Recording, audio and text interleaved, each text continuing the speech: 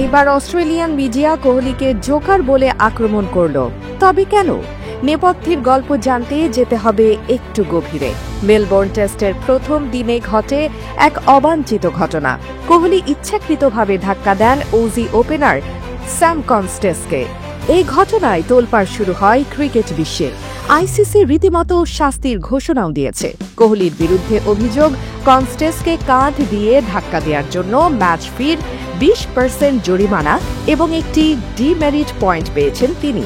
ICC code of কন্ডাক্টের 2.12 অনুচ্ছেদ লঙ্ঘন হয়েছে। তারপর থেকে যেন থামছে না নিন্দার ঝড়।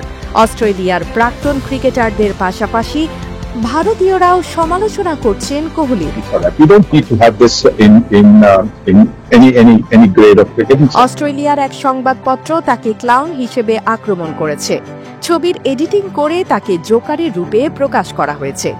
প্রশ্ন উঠছে, কোহলি কি এবার নিজেকে পুনরুজ্জীবিত করবেন, নাকি এই বিতর্ক তাকে আরো নিচে নামিয়ে দেবে?